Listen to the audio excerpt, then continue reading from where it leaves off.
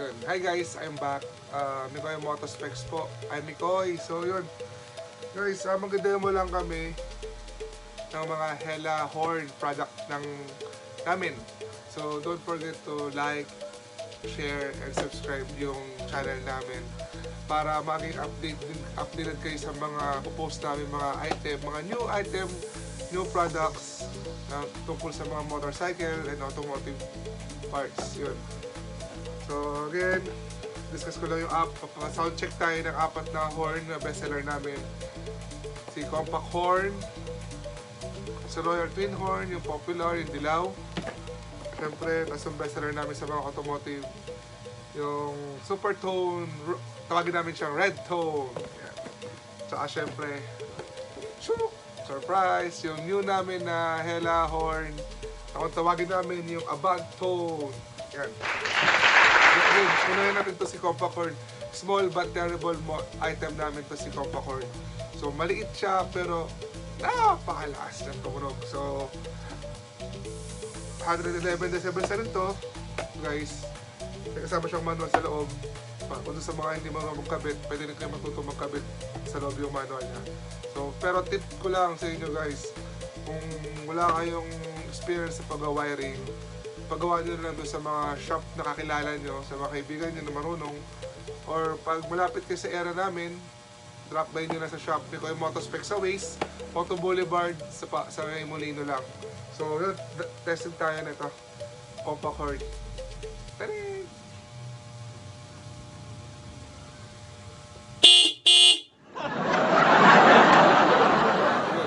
Sobrang lakas guys. Isa pa.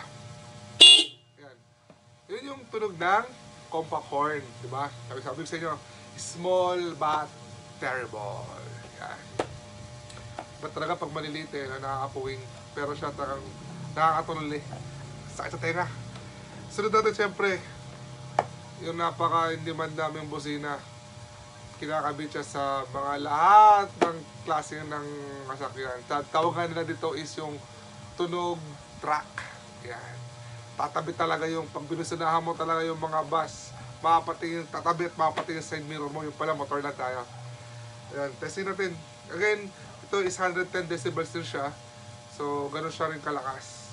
Mas kinagandaan ito guys, pinagmamalayo ko to. Proven and tested na namin to guys. Sa loob ng 5 taon namin hinawakan tong brand na to. Lalo tong yellow horn na to. Na-carwash na siya ng customer, na bomba na siya sa loob, nagkatubig na siya, pero napagana pa namin siya. At bumalik sa yung tunog na talaga. Yun. Testing natin guys.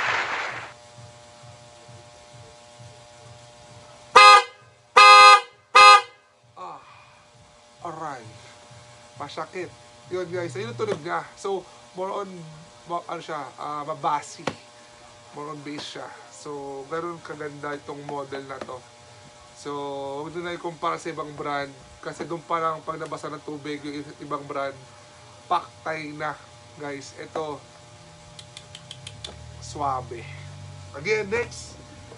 Yan, ito yung nakakabit sa motor ko. Lahat ng malaki ang space sa loob ng kaha, NMAX Aerox P6, hindi siya pwede. So, NMAX Aerox Click na version 1, pasok siya kasi ito mismo gamit ko. So, kinagandaan ito sa model na to, may pre siyang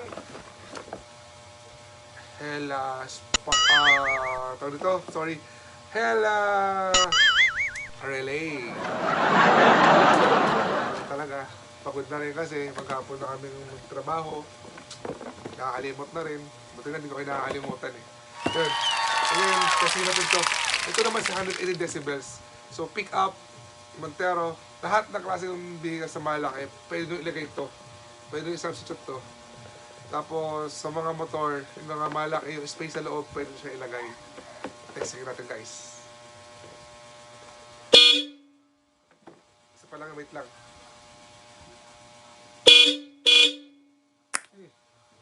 Solido. Kinagandaan yan guys, pag nakakabit pa yun sa motor nyo o kaya sa sasakyan nyo at nakulog pa siya ng konti, may tatamaan siya ng konti ng yung babalik sa yung tunog niya. Sobrang ganda. Demo ko rin sa motor ko para makita nyo rin. Tapos next natin, a new model of Hella Horn guys. nyo to, bagong-bago. May kamukha ba? Huwag nyo na sabihin kung sino yan. Pero sabi ko sa inyo guys, quality kung sa quality. Ano yan eh? Quality, not quantity. Ika nga. Yan. Testing na natin to. Hindi na ako paghintay dito. 180 decibels dito guys. Wala na siyang relay. Yan. Wala na siyang relay. So, testing natin. Wait lang. Tatayap lang akong tenga. Para sure.